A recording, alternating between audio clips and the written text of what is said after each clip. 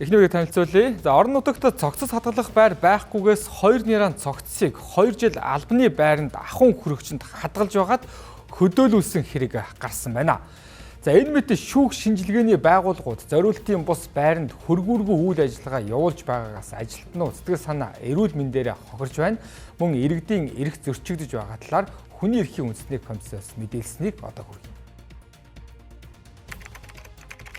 Цогцос хадгалах хөргүүр аймгийн хэмжээнд 4.5 байдаг. Энэ нь зуны улиралд хүндрэл үүсгэдэг. Хөргүүрт багтахгүй цогцыг муутахаас сэргийлэхийн тулд хоногийн ээлжид ажиллах үедээ өдөр шөнийн айлч үед морогт ганцаараа очиж 1-2 цагийн зайтай цогцуудыг гараараа өргөж зөөвөрлөн ээлжлэн хөргүүрт хийдэг. Үүнийг хийсэн гэж надад нэмэлт цагийн цалин урамшуул олгодоггүй. Хүнд зүйл өргөж зөөвөрлөхөөс шалтгаалan нурууны өвдөлт үүсэх зэрэг эрүүл мэндийн асуудал үүсдэг.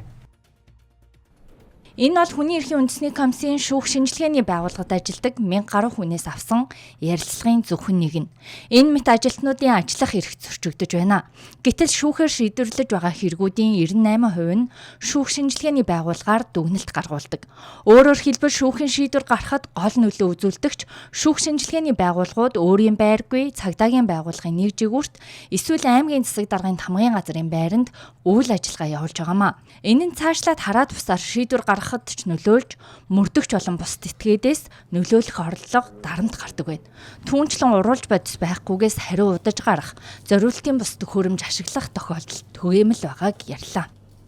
Тэгэхээр шүүх шинжилгээний энэ орон нутгийн төвүүд дээр байгаа тэр хөргүүр энтрийг аваад үзэхээр бол зориултын одоо тийм яг энэ шүүх шинжилгээнд зориулсан хөргүүр нь бол байхгүй. Ихэвчлэн ахуйн одоо энэ хөргөгчтэй одоо айлуудад хэрэгэлдэг цагаан хөргөчүүд эдэн шүү дээ. Одоо хөлдөөгч нар тийм хөлдөөгчтэй тэн дотроо дандаа эд бүрийн баримтуудыг хадгалдаг, хамгаалдаг ийм одоо нөхцөл байдлууд бол байгаа. Тэгэхээр зарим одоо ийм шинжилгээний байгууллага руу яваад орохоор нэг айлын гэрлүүч яваад орсон юм шиг ийм одоо мэдрэмж ингэж төрж байгааг бол бид нар зориултын энэ тоног төхөөрөмж стандартын шаардлага хангасан ийм зүйлүүдээр бол хангах ёстой.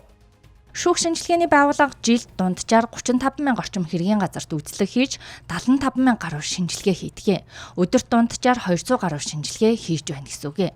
Гэтэл 1024 хүнд хийсэн шинжилгээ эрүүл ахуйн шаардлага хангаагүй стандартад нийцээгүй орчинд хийгдэжээ. Үүний 160 нь бэлгийн маргаантай холбоотой асуудал байгаа бол 79 нь насанд хүрээгүй хохирогчд байна. Энэ нь шүүх шинжилгээний байгууллагын орчин нөхцөл хүний эрх зөрчиж эрүүл ахуйн шаардлага хангаагүй байгааг илтгэж байгаа юм. Цаашлаад иргэд шүүх шинжилгээний байгууллагын дүгнэлт гаргуулахын тулд бүсийн төв рүү явах, өөрсдөөсөө зардал гаргах зэрэг нь хохирсон дээрээ дахин хохирох нөхцөлийг бүрдүүлж байна гэж үзэж байна. Иймээс хүний эрхийн үндэсний комисс улсын хурлд 16 санал хургуулж байгаа гэдгийг хэлж байлаа.